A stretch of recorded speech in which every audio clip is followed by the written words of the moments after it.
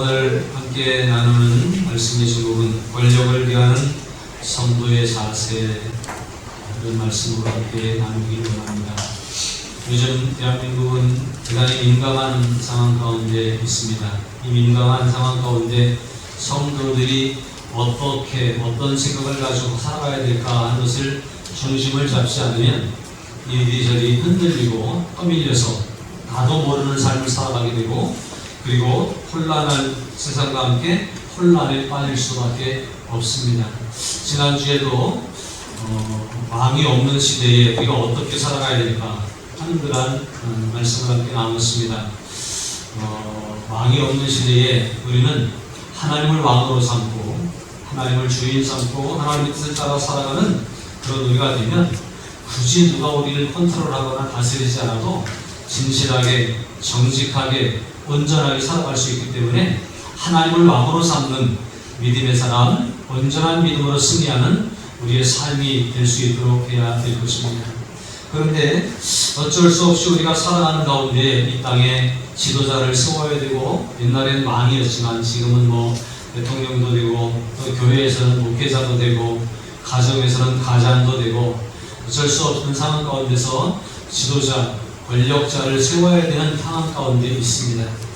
그래서 권력자를 세우지만 그 권력자를 세우더라도 우리의 마음 가운데 늘 하나님을 섬기는 믿음으로, 신앙적인 양심으로 잘 섬기고 따라가야 될 것인데, 어쨌든 권력자를 세웠다고 한다면 그 권력에 대한 우리들의 태도, 자세는 어떠해야 되는가 하는 것들을 분명히 인식하고 또 그것을 잘 중심을 잡고 그렇게 살아가야 될 것입니다. 신명기 17장에 보면 하나님께서 왕을 앞으로 이제 그때까지는 왕이 없었지만 앞으로 왕을 세워달라고 할 것이고, 또 이스라엘의 왕이 세워질 수밖에 없는 현실을 하나님이 미리 아시고, 아직 광야 가운데 있지만 하나님께서는 그들에게 앞으로 왕이 세워지면 왕은 이러해야 된다. 그래서 왕이 어떤 자세, 어떤 태도로 일을 해야 되는지 하는 것들에 대해서 말씀을 하고 있습니다. 왕은 특별히 백성들이 왕을 세울 땐 하나님이 택한 사람을 세워라 라고 하는 그런 기준이 있습니다. 여러분, 앞으로 우리가 또 모든 선거나 이런 것들 중에서 민주주의 사회는 선거를 통해서 왕을 세우잖아요. 또 우리가 작게 이렇게 교회 공동체에서 여전도회 회장을 뽑을 때도 서로 선거를 통해서 하잖아요. 우리는 거창하게 선거하지 않지만 어쨌든 거수를 하든지 추천을 해서 하든지 의견을 모아서 뽑지 않습니까? 그런 지도자가 세워질 때에 우리는 누구를 세워야 되느냐? 하나님이 택한 사람, 누가 하나님이 택한 사람일까? 그런 생각을 가지고 기도하며 준비하고 기도하는 마음으로 선택할 때에 그 표가 어떻게 결정을 내릴지 모르지만 그렇게 우리가 추천하고 또 선택하는 그런 믿음의 사람들이 되어야 할 것입니다. 누가 하나님의 사람일까? 누가 하나님이 택한 사람일까? 기도하는 마음으로 해야 되고, 그러나 이제 경우에 따라서 때로는 내가 추천하거나 내가 투표한 사람이 되지 않을 수도 있어요. 그럼에도 불구하고 그 권력자에 대한 우리의 자세가 어떠해야 되는가는 성경의 기준을 삼아 따라가야 될 것입니다. 또 왕이 된 사람에게는 하나님께서 이런 자세를 가지고 섬겨야 된다고 말씀합니다. 왕이 된 사람에게는 군사력을 증강하고 군사력에 의지하지 말라. 왕 역시도 하나님을 두려워하고 하나님을 의지하는 믿음이 있어야 된다라고 하는 말씀을 신명기 17장에서 말씀을 하고 있습니다. 그러므로 아무리 내가 힘 있는 권력자가 됐다 할지라도, 내가 대장이 됐다 할지라도 하나님 아래에 있는 사람임을 생각하고 늘 겸손해야 하는 것입니다. 저 같은 경우는 목회를 하면서 교회에서 어쩔 수 없이 앞에 서 있는 위치에 있지만 나는 하나님 앞에 한 성도에 불과하다, 한 마리 양에 불과하다, 그런 마음을 늘 되뇌이고 있습니다. 그래야 권력을 가지고 휘두르지 않습니다. 하나님, 어떤 힘을 의지하지 말고 하나님을 두려워하는 믿음으로 살아라 라고 왕에게 그렇게 말씀합니다. 또 뭐라고 그러냐면 왕은 여자를 많이 두지 말아라 이렇게 얘기했어요. 옛날 왕들은요, 자녀를 많이 생산하고 이런 것들로 어떤 왕권을 표현하는 그런 방법이었어요. 그래서 어떤 사람들은 1000명씩, 3000명씩 궁녀를 드리는 그러한 일들도 과거에 있지 않습니까? 그런데 하나님은 왕된 자에게 여자를 많이 두지 마라 이렇게 얘기했어요. 왜냐하면 그 여자들이 귀하되고 쏙닥쏙닥 할 때에 거기에 마음이 흔들릴 수 있기 때문에 그래요. 오늘 이 시대를 살아가는 우리들은 어떨까요? 지금은 뭐 여자를 많이 둘 수 있는 시대는 아니에요.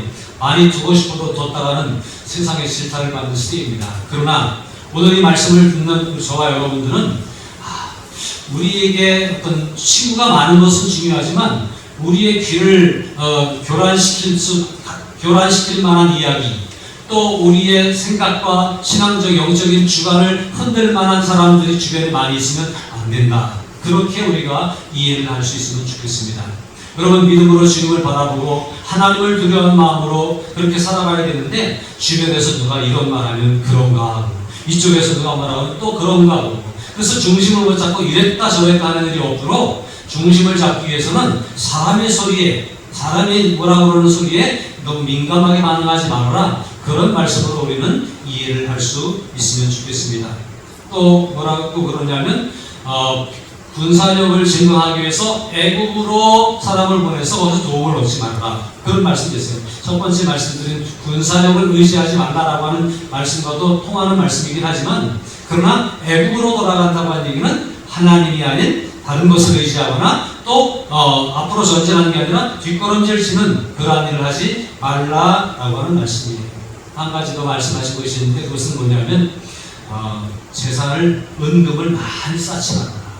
왕이 됐으니까 한몫 잡겠다고 축적하고 쌓고 하는 일을 하지 말아라. 오히려 지도자는 있는 것으로 섬기고 베푸는 일을 할 때 그 지도자는 지속적으로 그 임기가 끝나더라도 인정받는 지도자가 될 수 있을 것입니다. 축적하려고 했던 사람들이 임기가 끝난 후에 어떤 결과를 맞이하고 또 어떤 결과를 당했었는지 우리는 잘 역사를 통해서 교훈을 얻고 있지 않습니까? 그러므로 우리가 힘이 있을 때, 권력이 있을 때 우리가 그것을 가지고 나를 위해서 사용하지 않고 오히려 그것을 나를 쪼개서 내놓을 수 있는 기회로 삼을 수 있는 그런 우리 지도자들, 권력자들이 될 수 있어야 할 것입니다. 여러분이 권력을 주게 될 때에, 여러분에게 어떤 권력이 생길 때에, 가정에서 권력을 행사하고 싶을 때에 이런 자세로 하라는 얘기예요. 여전도회에서 또 무슨 목장에서 권력을 행사할 때에 이런 자세로 하라고 하는 얘기예요. 지도자라고 하는 자리는 바로 그런 자리입니다. 하나님은 그렇게 지도자, 권력자들을 그런 자세로 권력의 자리에 있으라고 그렇게 말씀을 하셨습니다. 그런데 이제 그건 그렇고, 우리가 그 자리에 있을 때 그런 자세를 해야 되겠지만, 우리가 그 자리가 아니라 권력자를 세우고 권력자를 섬겨야 되는 입장에 있을 때에, 지금 우리 대한민국이 권력자의 권력 다툼으로 해서 굉장히 혼란한 그러한 시기를 겪고 있는데, 이러한 때에 우리는 권력에 대한 생각을 말씀의 기준에서 잘 붙잡고 중심을 잡아야 될 것입니다. 오늘 우리가 읽은 로마서 13장 1절의 말씀은 이렇게 말씀을 하고 있죠. 각 사람은 위에 있는 권세들에게 뭐하라? 복종하라. 권세는 하나님으로부터 나지 않음이 없나니 모든 권세는 다 하나님께서 정하신 바라. 그 권세는 그가 대통령이 되었던, 목회자가 되었던, 또 어쩌면 선생님이 되었던, 가정에서 가장이 되었던, 교회 안에서 어떤 역할의 기관의 기관장이 되었던 그 권력, 그 크고 작은 권력들은 다 어디서 나온 거예요? 하나님으로부터 나온 것이다. 사람이 투표해서 뽑았고 누가 추천해서 뽑았지만 결국 그것을 얻게 된 것은 하나님이 허락하셨기 때문이다 라고 하는 인식을 우리는 가져야 되는 것입니다. 그러므로 그가 하나님의 뜻에 맞는지 안 맞는지는 둘째고요, 우리는 어쨌든 하나님이 우리에게 권력을 주셨다 라고 하는 것을 인정하는 마음이 우리 가운데 있어야 돼요. 그 다음에 하나님께서 정하신 거 아니냐 이렇게 말씀하고 있습니다.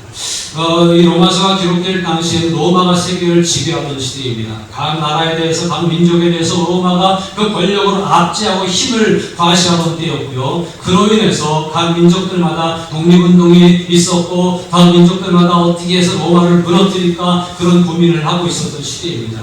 그런데 그때에 바울은 성도들에게 이 의식을 가져야 됩니다. 왜냐하면 그 상황 가운데서도 어쨌든 그 권력이 선한 권력이든지 또 악한 권력이든지 어쨌든 그 권력은 하나님이 허락하신 권력이기 때문에 그 권력 앞에 어쨌든 복종해야 됩니다. 여러분, 대한민국에 많은 법들이 있습니다. 그 법들이 지금 내 마음에 드는 법도 있고 들지 않는 법도 있어요. 그러나 내 마음에 드는 법만 따르고 들지 않는 법을 따를 수 있습니까?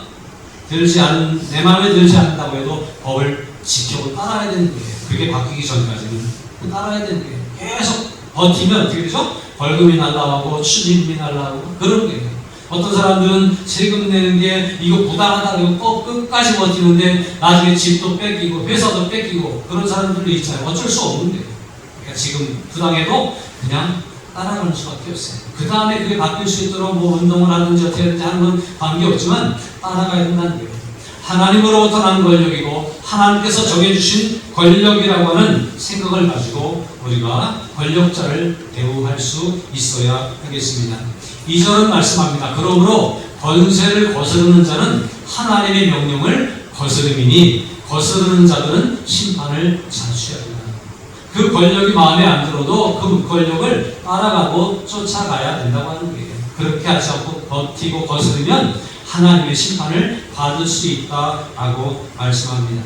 대한민국의 정치 현실은 계속해서 엎치락 뒤치락 하고 있습니다. 왜 엎치락 뒤치락 하는지 아세요? 완벽하지 않기 때문에 그렇습니다. 완벽하면 엎치락 뒤치락 될 이유가 없어요. 말하자면 우리가 하나님을 왕으로 섬기고 하나님을 섬기는 이 믿음은 엎치락 뒤치락 될 이유가 없습니다. 하나님 섬기다가 괜찮아 부처님 섬기다가 그러지 않잖아요. 우리는 전일대적인 하나님, 완벽하신 하나님을 섬기는 신앙은 엎치락 뒤치락 하지 않습니다. 그런데 이 세상의 권력은요 엎치락 뒤치락 되는 거예요. 왜냐하면 완벽하지 않기 때문에 그렇습니다. 그러나 오늘 완벽하지 않더라도 엎어질 그날까지는 순종하고 복종하는 것이 성도들의 기본적인 자세가 되어져야 된다라고 하는 것입니다. 그러면 큰 소요가 날 이유가 없습니다. 이제 지금 이제 아주 복잡한 민감한 상황 가운데서 어떤 결정이 날지 몰라요. 저는요 그런 생각합니다. 대통령의 권한도 하나님이 허락하신 권한이에요. 지금은 이제 헌재가 결정해야 되는 권한이에요. 헌재의 권력도 하나님이 허락하신 권력입니다. 어떤 결정이 나든 따르고 일단 따르고 제가 늘 얘기하잖아요. 대통령은 아무리 하고 싶어도 5년밖에 못해요. 그렇지 않습니까? 그때 바꾸면 되잖아요. 그런 마음을 가지고 오늘의 권력 앞에 우리는 그냥 따라가는 거예요. 물론 이제 헌재가 어떤 결정을 내릴지 몰라요.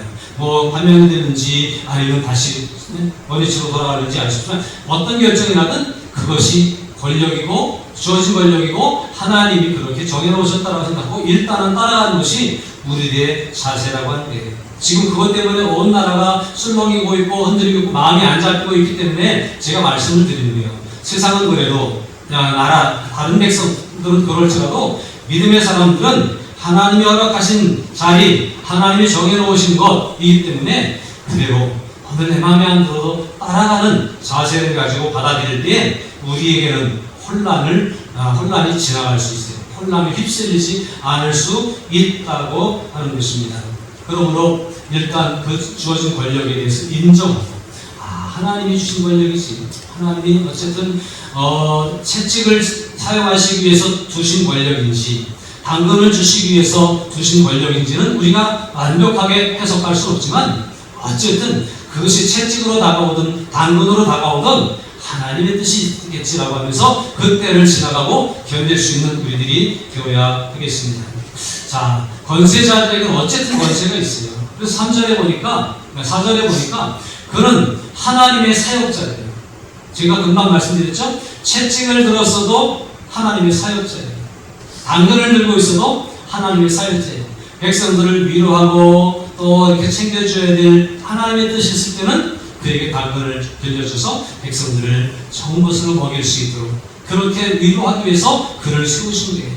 그럴 때는 채찍을 들어서 든 왕이 생겨서 백성들을 힘들게 할지라도 우리가 채찍을 맞아야 되는 어떤 일들이 있고 반성해야 되고 회개해야 될 일이 있기 때문에 채찍을 든 사역자가 세워질 수 있다라고 하는 것입니다. 이런 마음을 우리가 가져야 돼요. 내게 선을 베푸는 자라.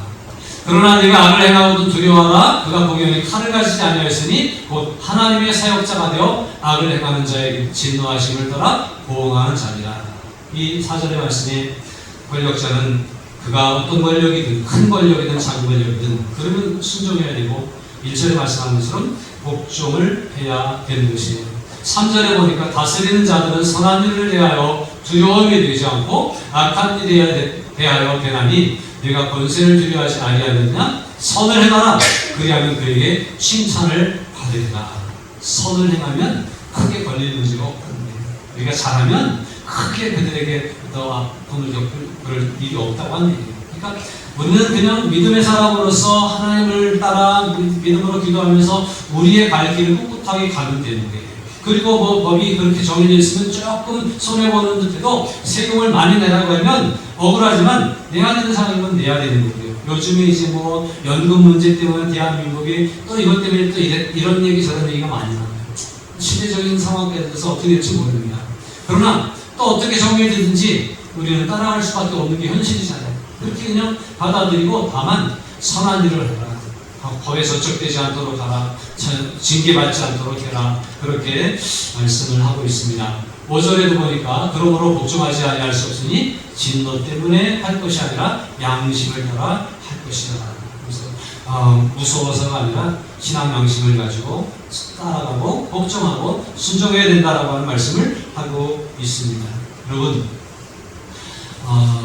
권력자들이 다 우리 마음에 들진 않죠. 그러나 권력의 아래에 있는 우리들은 신선을 내서 어쨌든 그 권력 앞에 잘 협조하고 따라가는 그런 모습이 되어야 됩니다.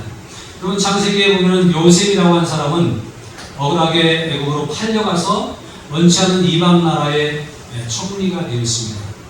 바로 왕은 그렇게 좋은 왕은 아니었어요. 그럼에도 불구하고 요셉은 애국에서 바로 왕을 성심성의껏 섬겼습니다. 왜 그랬죠? 하나님이 요셉을 애국까지 옮기셨고 거기서 섬길 수 있도록 애국을 섬길 수 있도록 애국을 섬긴다는 동시에 온 주변의 나라를 섬길 수 있도록 그 위치를 허락하셨으니 하나님의 뜻에 순종한 마음으로 바로 왕을 섬긴 거예요. 다니엘이라고 하는 사람 훌륭한 사람이죠. 다니엘이 바벨론으로 포로로 끌려갑니다. 바벨론의 느부갓네살왕, 그 다음에 벨사사랑, 그 다음에 다리오 왕 이런 과정들을 쭉 겪으면서 계속해서 그들을 충성스럽게 섬기는 충신의 역할을 합니다. 예루살렘을 점령하고 예루살렘의 포로들을 끌고 간 그 원수 같은 왕들이지만 끌려가서 그 자리에 갔을 때는 그냥 그들을 섬기고 충성을 하는 거예요. 왜요? 그가 민족성이 없기 때문에 그랬을까요? 그가 어떤 정의감이 없기 때문에 그랬을까요? 하나님이 그 자리에 세워놓으셨을 때의 그 역할 가운데서 그냥 최선을 다하는 것, 그것이 하나님의 사랑이 하는 거예요. 물론 중요한 게 있습니다. 하나님을 배반하지 않는 믿음 안에서 하는 겁니다. 애국 땅에서 하나님을 섬기는 일 쉽지 않았습니다. 바벨론에서 하나님을 섬기는 일 굉장히 힘들고 어려웠어요. 모함도 있었습니다. 그래서 죽을 뻔하는 일도 있었습니다. 그럼에도 불구하고 그 믿음에는 결코 배반하지 않지만 하나님이 세우신 그 자리에서 하나님이 세우신 권력자들 앞에서 부당하지만 순종하고 따라가는 거예요. 억울한 조서를 꾸며놓고 다니엘을 그 친구들을 사자굴 속에도 넣고 풀무풀 속에도 넣는 그런 불편한 왕이지만 그럼에도 불구하고 그냥 따라 순종하는 것이 그 다니엘의 또 그 친구들의 자세였습니다. 왜냐하면 하나님이 나에게 이 자리를 허락하셨기 때문에 그래요. 하나님이 어떤 이 상황 가운데서 그 왕을 인정하셨기 때문에 그래요. 이런 마음으로 오늘 우리는 권력에 대한 자세를 잘 간직할 수 있기를 바랍니다. 6절을 보십시오. 너희가 조세를 바치는 것도 이로 말미암으리라. 그들이 하나님의 일꾼이 되어 바로 이 일에 항상 힘씁니다. 7절입니다. 모든 자에게 줄 것을 주되 조세를 받을 자에게 조세를 바치고 관세를 받을 자에게 관세를 바치고 두려워할 자를 두려워하며 존경할 자를 존경하라. 말씀입니다. 로마에게 세금을 바치는 일, 이것도 보통 불편한 일이 아니잖아요. 예수님 시대에도 예수님 앞에 사람들이 가이사에게 세금을 바치는 일이 옳습니까? 라고 하는 질문을 던집니다. 유대인들 입장에선 보통 억울하고 분한 일이 아니에요. 그러나 안 바칠 수 없는 현실이잖아요. 예수님 뭐라고 그러셨죠? 하나님의 것은 하나님에게 드리지만 가이사의 것 가이사의 것. 그게 주님의 뜻이라고 하는 얘기예요. 여러분, 주님이 그렇게 생각하시고 주님이 그렇게 말씀하시는데 우리가 저 사람 마음에 안 들어요, 부당해요, 그럴 수 없다는 게 오늘은 따라갈 수밖에 없는 현실이라고 하는 사실이에요. 물론 제가 말씀드린 것처럼 뒤에서 계속해서 움직이고 다음에는 바꿔야지 그런 생각하는 건 알아서 하는 거예요. 교회 다니는 사람이랑 다 똑같은 마음을 가질 수는 없어요. 그러나 오늘의 현실 가운데서 우리가 따라가야 되는 것은 복종하고 순종하는 그들을 인정하는 그러한 모습이다라고 하는 얘기예요. 그러면 성도들은 어떻게 얘기해요? 오늘의 자리에서 우리는 복종과 순종의 자세로 나라를 섬기고 복종과 순종의 자세로 권력자들을 대하고 그들을 일단은 하나님이 인정한 사람으로 나도 인정하는 자세를 가지고 그렇게 살아갈 수 있기를 바랍니다.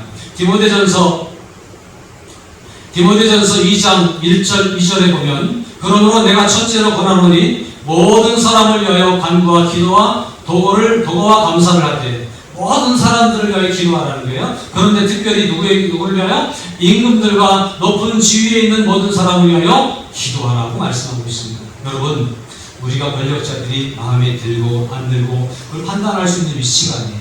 다만 우리가 할 수 있는 것은 그들이 나라를 잘 이끌어갈 수 있도록 어떤 공동체를 잘 이끌어갈 수 있도록 그들을 위해서 간구와 기도와 도구와 감사로서 항상 하나님 앞에 기도하는 그러한 우리들이 되어야 될 것입니다. 그렇게 해야만 우리가 모든 경건과 반정함으로 고요하고 평안한 생활을 할 수 있다고 말씀합니다. 그들을 위해 기도하고 하나님이 그들을 움직이셔서 이 나라를 안정시키면 우리가 편안하게 신앙생활을 할 수 있잖아요. 그들을 위해서 우리가 할 수 있는 일은 그냥 기도하는 거예요. 왜? 우리가 뭐 한마디 해서 그들이 움직이는 게 아니라 하나님이 움직여주셔야 되기 때문에 그렇습니다. 그러므로 지도자들을 위해서, 권력자들을 위해서 기도하시기를 부탁을 드립니다. 한국교회가 해가 갈려서 이편저편 들고 운동자원을 하는 게 아니라 묵묵히 기도하면서 이 나라를 세우는 일을 위해서 나아가야 될 줄 믿습니다. 디도서 3장에서 말씀합니다. 너는 그들로 하여금 통치자들과 권세자원자들에게 복종하며 순종하며 모든 선한 일 행하기를 준비하게 하라. 복종하고 순종하고 잘 따라줘야 무슨 일이 돼도 되지 않겠느냐라고 하는 말씀이에요. 안 된다고 하고 못하게 하고 반대하고 그렇게 하면 잘 하고 싶어도 잘 안 되는 것이 현실이 아니겠느냐라고 말씀하면서 통치자들과 권세자원자들에게 복종하고 순종하라고 말씀하고 있습니다. 여러분, 우리의 자세는 어떻습니까? 권력자들에 의해서 물론 우리에게 비판할 수 있는 자유가 있습니다. 그러나 우리의 비판은 그들을 위해 충분히 기도한 후에 해도 될 것 같습니다. 우리가 비판할 수 있는 것은 일단 순종하고 복종한 이후에 할 수 있으리라고 생각됩니다. 그리고 또 더 우리가 더 생각한다면 우리의 비판은 역사가 비판할 때까지 기다리면서 역사의 판단을 받을 수 있는 그런 우리들이 될 수 있도록 했으면 좋겠습니다. 여러분, 다윗이라고 하는 인물을 아시죠? 다윗은 이스라엘 두 번째 왕입니다. 하나님이 그를 선택해서 두 번째 왕으로 피택하셨습니다. 그럼에도 불구하고 그는 사울에 의해서 몹시 괴로움을 당했습니다. 그 몹시 괴로움을 당하고 수없이 죽을 뻔을 당하고 수없이 도망다니고 쫓겨다니면서 슬프고 힘든 서러운 생활을 했습니다. 그런데 그에게 몇 차례 사울을 죽일 수 있는 기회가 있었지 않습니까? 그러나 그럴 때마다 다윗은 어떻게 했죠? 사울은 그때 미치광이 왕이었어요. 백성들이 보기에도 그랬고요. 완전히 악령이 씌었다고 성경은 말하고 있어요. 그럼에도 불구하고 다윗은 사울을 대할 때 뭐라고 그랬어요? 사무엘상 24장 6절에 보니까 자기 사람들에게 이르되 내가 손을 들어 여호와의 기름 부음 받은 자를 받은 내 주를 치는 것은 여호와께서 금하시는 것이니 그는 여호와의 기름 부음을 받은 자가 됨이라. 죽일 수 있는 기회가 있었으면 죽이지 않아요. 그래서 옷 자라면 잘라오죠. 이런 기회가 있었지만 내가 하지 않은 것은 하나님이 기름 부음 받은 자이기 때문이고 또 하나님이 원치 않는 것을 내가 할 수 없기 때문이다라고 그렇게 말씀합니다. 하나님이 판단하실 때를 기다리고 맡겨두는 거예요. 그런 자세가 있어야 돼요. 또 한 번의 기회가 있었어요. 이제 진영에 들어가서 죽일 수 있는 기회가 있었지만 다윗이 26장 9절에서 아비새에게 이르되 죽이지 말라. 누구든지 손을 들어 여호와의 기름 부음 받은 자를 치면 죄가 없겠느냐라고 말씀을 합니다. 이게 오늘 우리들이 가지고 있는 양심이고 신앙 자세가 되었으면 좋겠어요. 뒤에서 조용히 비판할 수 있을 거예요. 그러나 이러쿵저러쿵 하는 것 가지고는 세상이 변할 수 없습니다. 어쨌든 하나님이 어떻게 결정을 하시게 두시든지 하나님이 하실 겁니다. 우리가 하나님께 기도할 수는 있어요. 그러나 모든 결정은 하나님이 허락하셔야 되는 거예요. 이건 아니야 라고 해도 하나님이 허락하셨기 때문에 되는 거예요. 맞아 그래도 하나님이 허락하셨기 때문에 되는 거예요. 여러분 모두에게 이런저런 생각들이 있을 줄 알아요. 그러나 성경이 가르쳐주고 있는 권력에 대한 우리의 자세가 무엇인지 오늘 말씀들 통해서 잘 인식하고 이 사고를 가지고 우리가 오늘 이 혼란스러운 시대 속에 같이 흔들리지 아니하고 중심을 딱 잡고 때를 기다릴 수 있는 그런 우리 모두가 되었으면 좋겠습니다. 결코 흔들리지 마시기 바랍니다. 동요되지 마시기 바랍니다. 믿음으로 기도하면서 굳게 잡고 우리의 할 일을 감당하며 나라를 위해서 우리 교회를 위해서 하나님의 뜻을 위해서 최선을 다할 수 있는 그런 저와 여러분들 모두가 될 수 있으면 좋겠습니다. 하나님의 뜻을 따르는 것이 바로 우리들이 나아가야 될 길입니다. 그렇게 해서 이 혼란스러운 시대를 잘 지혜롭게 헤쳐나가고 또 위기를 모면할 수 있는 저와 여러분들 그리고 한국교회가 될 수 있으면 좋겠습니다.